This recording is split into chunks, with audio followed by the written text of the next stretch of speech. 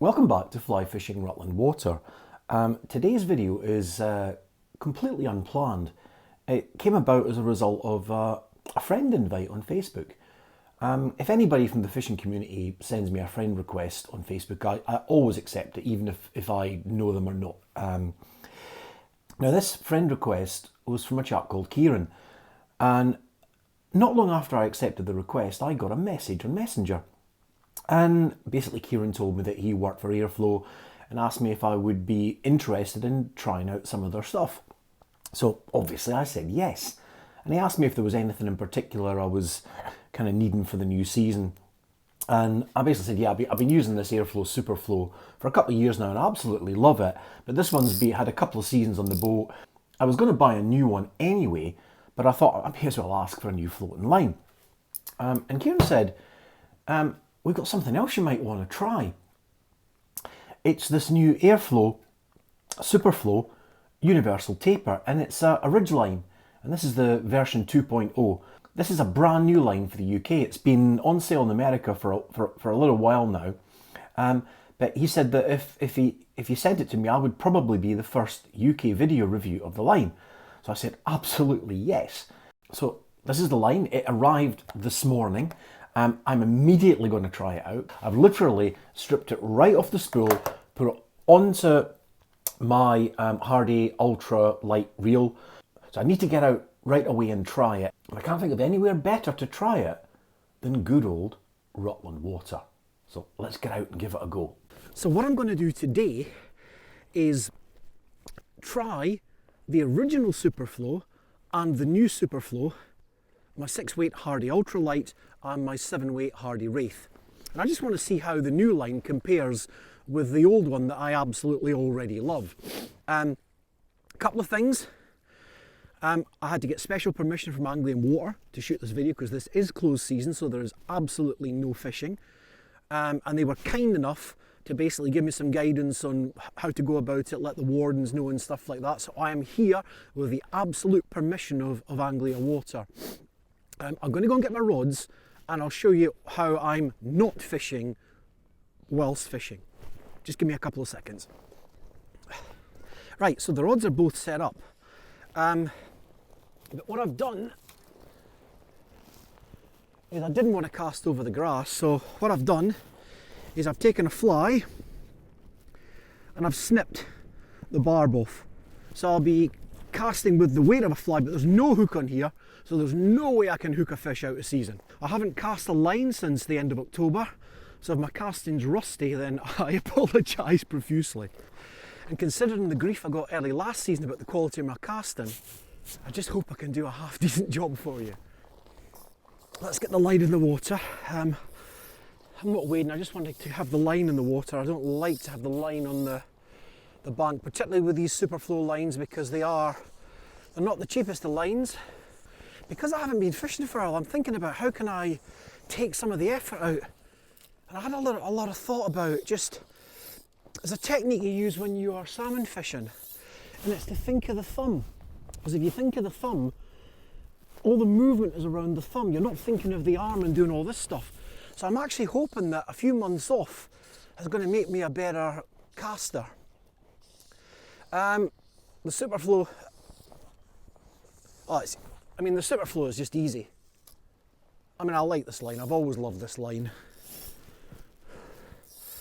Casts a treat off the boat, gets way more than enough line out. I just hope a fish doesn't follow this thing.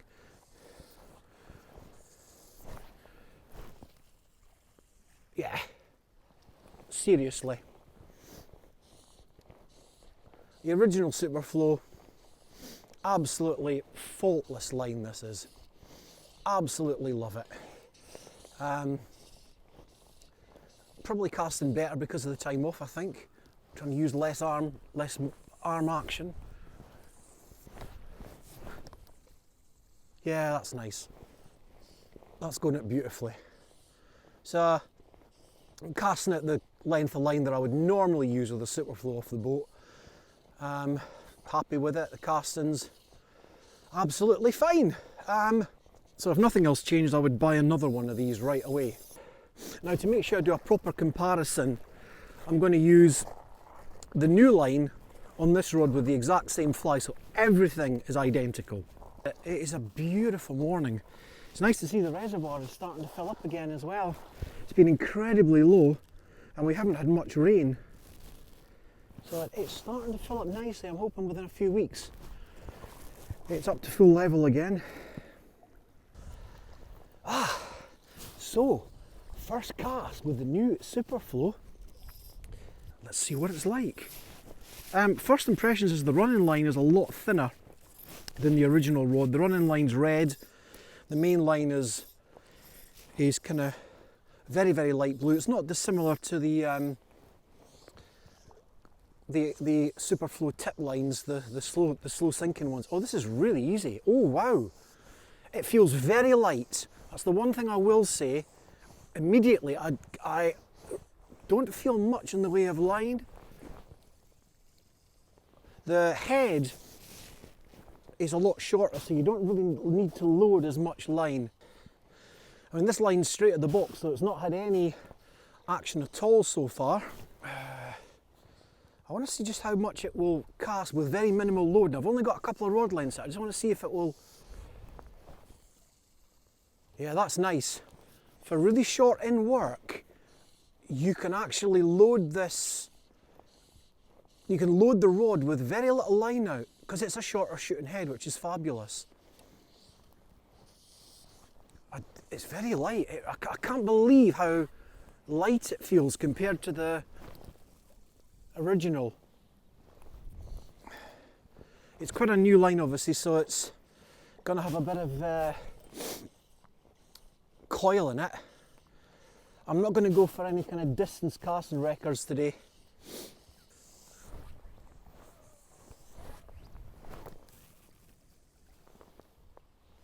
Yeah, you got a nice line. I'm almost casting. I'm not really going to try and cast a full line out, but I'm getting close to casting a full line out. I think once I get used to the timing and the feel of this rod, this will be very easy to put a good line out. And actually, I think I may use this off the bank in spots like this, where I want a bit of extra distance into the deeper water, but there's no boulders, because I'm not risking this line on the rocks and boulders of Rutland. These lines are not cheap.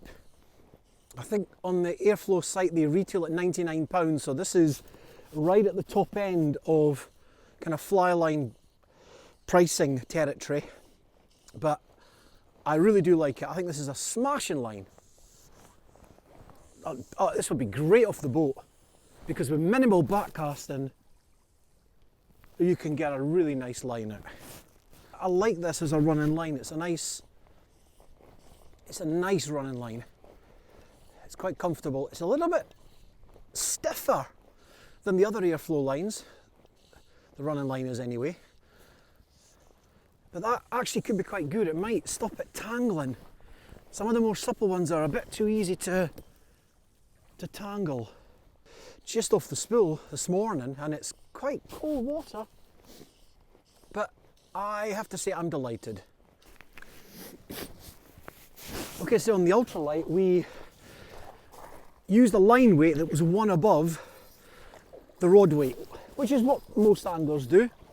Now I'm actually using the line on my Hardy Wraith, so it's a 7 weighted line on a 7 weighted rod. Now obviously the action of the Wraith is a little bit faster, stiffer, so let's just see if it's any different. I know why I don't come fishing in the winter. This is way too cold for me.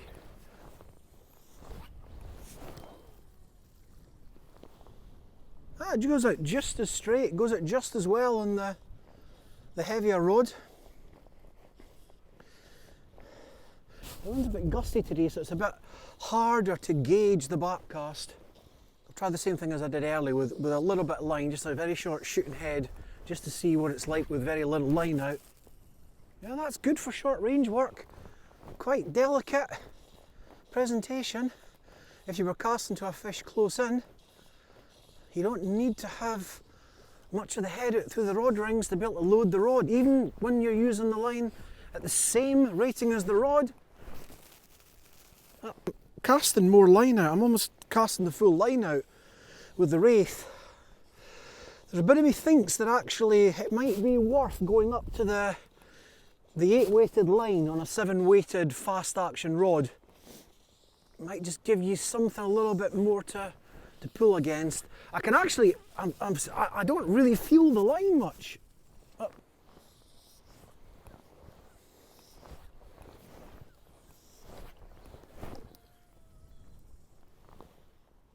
it's going out a treat actually. Very happy with the amount of line that it's throwing out. I like the fact it's very light. Probably one of the lightest lines I think that I've felt. I really hardly feel it in the air at all. But yet it still seems to power the rod, which I think is nice. If it's light in the air, it's going to land quite lightly on the water. It's not going to come down like a ton of bricks. Yeah, that's going out an absolute treat. Very happy with that. And I think once it's had a fish on it and it's stretched a little bit, it'll be even better. I mean, this is a brand new line straight off the spool, and it's casting an absolute treat. Rutland's looking lovely. I can't wait until it opens. Again, let's try a short one, as if we were doing some close-in casting to a fish cruising on the bank. Yeah, that's good. You can control it with the left hand as well. I deliberately held back there and didn't want to shoot as much line because I was thinking of if I was fishing to a fish that was cruising quite close into the bank, could I delicately put a line down? Yeah.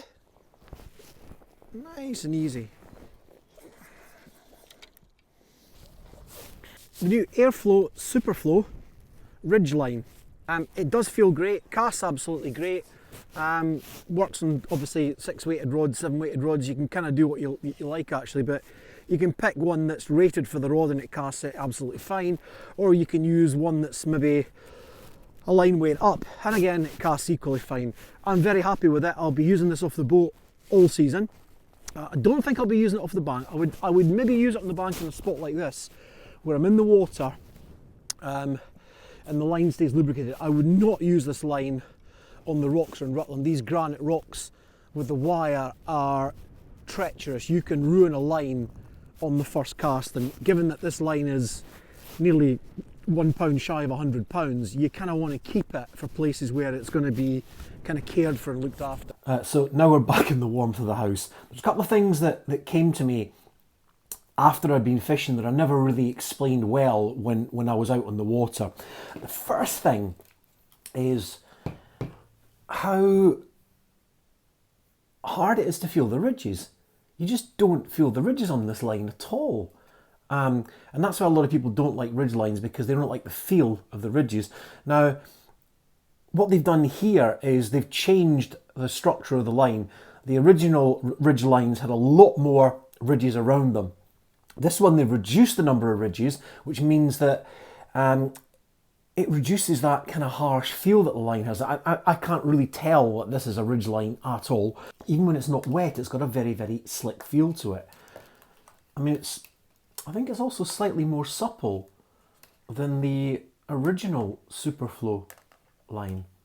Now, when I was out fishing, one of the things I found was that I could actually cast with quite a short line. Now, I didn't realise at the time, but actually I didn't have much of the head out of the eyes of the rod. So actually, if you look at the change in the colour, the fact that it goes from bright red to this, I said it was blue in the video, it's actually more of a kind of purpley colour. But this is actually quite a stark colour change. So it's going to be really handy in terms of having that colour change point at different points in the rod to load for different lengths, for casting for different distances. I think that's going to be really, really handy off the bank, just getting that loading right, because there's usually a magic place that when you get the loading right, you don't need any false casts. You can put out just enough line, just with one haul and straight out again. And I think this difference in colour between the running line and the main line is going to really, really help find that sweet spot on the rod. Now, the original Superflo goes from white to green, but because it's quite a light green, that is impossible to really see in position in the rod. And I think that's probably why I've never really used this kind of shorter casting in close to the bank, because it's not, you've kind of got to feel the loading point. You have to put a mark on that to find it properly. This one is so much easier, and I know other lines that have hang markers in them. This one, effectively what they've cunningly done is use the difference in colour to create an inbuilt hang marker to enable you to get the rod loading just right. If you've liked this video, please make sure you hit the like button. And could you go one further? If you've liked this and you know other anglers that might like it, please send a link to the video to them. I'm very close to 1,000 subscribers, and I've only had the channel up for a year, so if I could hit 1,000 subscribers before the second year of the channel, that would be absolutely amazing. So, two special thanks. Thanks to Kieran Airflo for offering me the chance to try this line and sending it through to me almost within a day of making the offer. And thanks to the chaps across from the lodge at Anglia and Water for giving me permission to come down out of season and do the review. Not long until the next season, so we'll be back on the bank in about 6 weeks' time. There's one more video to do. Another nice chap has sent me a book to review, and it's basically using science to explain fish behaviour, but written by an angler who's a scientist like I am. Now, I've read the book and it's fabulous. It helps explain an awful lot of some of the things that we've seen in Rutland Water in all of my videos over the last year. So I'm going to do one more video in the close season, which is what I've learned from this book that I can use to explain what happens when we went fishing on Rutland Water last season. So as always, I want to thank you for watching. Please make sure you hit the like button and subscribe to the channel, and try and get some other people to subscribe to the channel. And as always, I hope to see you back very, very soon for more of my fishy adventures. Thanks for watching.